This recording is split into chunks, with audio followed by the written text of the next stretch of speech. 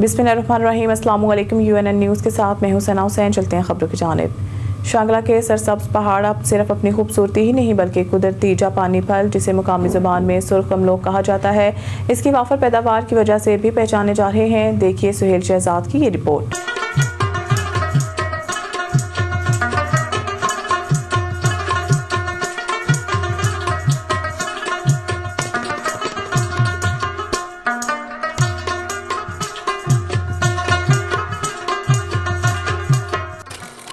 जिला शांगला की तहसीली अलपुरी, डेरई, नीलौनई, मलखेल और पिराबाद के सरसब्ज पहाड़ी इलाके इन दिनों अपने मशहूर ज़माना सुर्ख अमलुक, जैसे मुकामी ज़ुबान में मौसमियाती फल या जापानी फल कहा जाता है, इसकी पैदावार का बायस ख़ास तवज्जो हासिल कर रही है। ये कुदरती और जायकादार फल साफ व शफाफ माहौल में बगैर किसी कीमियाई स्प्रे और ग़िज़ायत से भरपूर होने के साथ इंसानी सेहत के लिए निहायत मुफीद समझा जाता है। इन दिनों अमलुक की बर्दाश्त का मौसम उरूज पर है। अलपुरी और इसके नवाही इलाकों के बागात से रोज़ाना ट्रकों के ज़रिए ये फल शहरी मंडियों तक पहुँचाया जा रहा है। ताहम मुकामी ज़मींदारों और किसानों का कहना है कि इतनी मेहनत और लागत के बावजूद इन्हें अपनी पैदावार का पूरा मुआवजा नहीं मिल रहा। काश्तकारों के मुताबिक ठेकेदार बागात से फल इंतहाई कम कीमत पर खरीद कर बेहतर पैकिंग और मार्केटिंग के जरिए शहरी मंडियों में ऐसे कई गन्ना ज़्यादा कीमत पर फरोख्त करते हैं। पैकिंग यूनिट्स, मार्केटिंग चैनल और बराह रास्त मंडी तक रसाई न होने के बायस काश्तकार माली नुकसान उठा रहा है। माहिरीन ज़राअत के मुताबिक शांगला का जापानी फल विटामिन सी, फाइबर, पोटेशियम से भरपूर है। इसके इस्तेमाल से क़ुव्वती मुदाफ़ियत में इजाफा, हज़्म की बेहतरी और दिल की सेहत में बेहतरी आती है।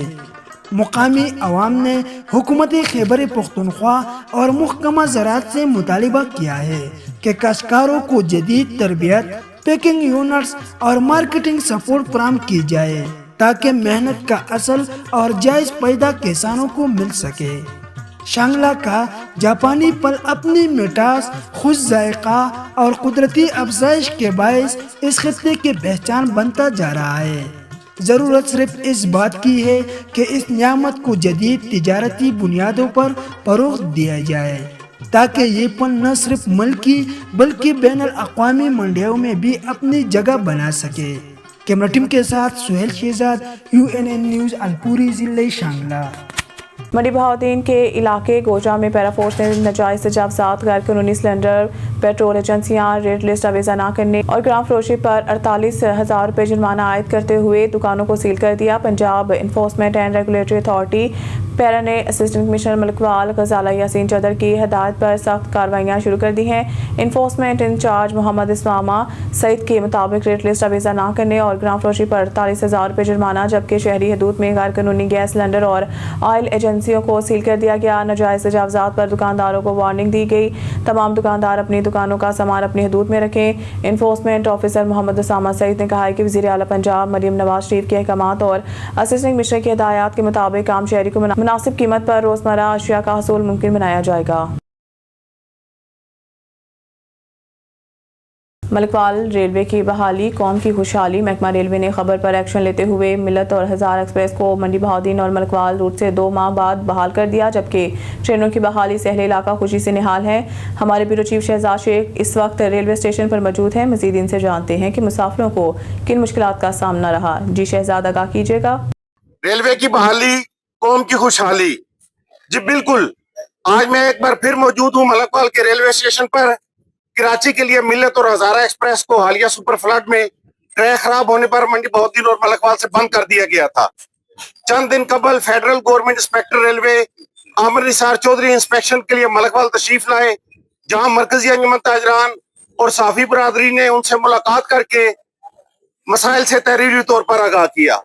आमिर निसार चौधरी ने कहा कि ऑफिस पहुंचते इस मसला को हल करेंगे। 2 माह के बाद दोनों ट्रेनों को मंडी बहाउद्दीन और मलिकवाल से बहाल कर दिया गया है।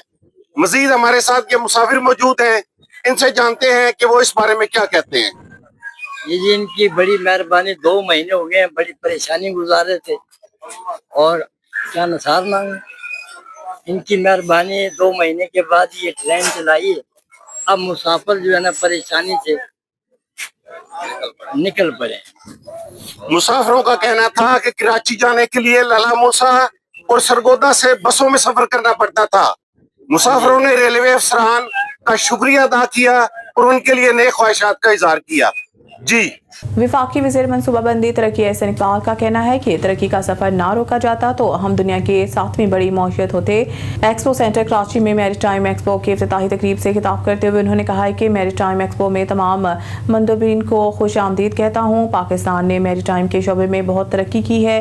احسن اقبال کا کہنا ہے کہ ہمیں سمندری حیاتیات کے تحفظ کے لیے مزید کام کرنا ہوگا۔ پاکستان کا محلب کو اسے دنیا میں منفرد بناتا ہے۔ پاکستان وسطی ایشیا، جنوبی ایشیا اور مشرق وسطیٰ کے درمیان تجارتی ہب بن سکتا ہے۔ انہوں نے کہا کہ پاکستان مختلف شعبوں میں سرمایہ کاروں کے لیے پرکشش مقام ہے۔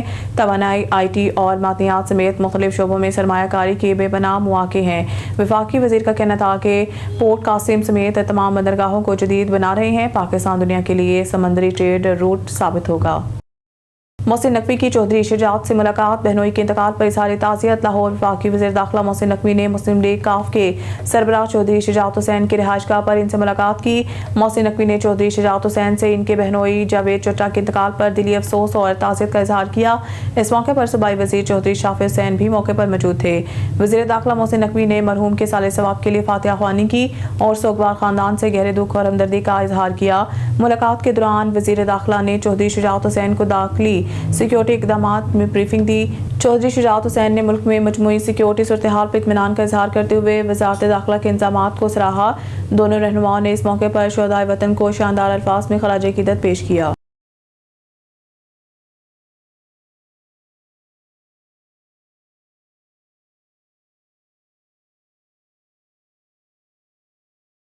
نیوز اسٹوڈیو سے فی الوقت اتنا ہی۔ مزید نیوز اپڈیٹ کے لیے دیکھتے رہیں UNN نیوز۔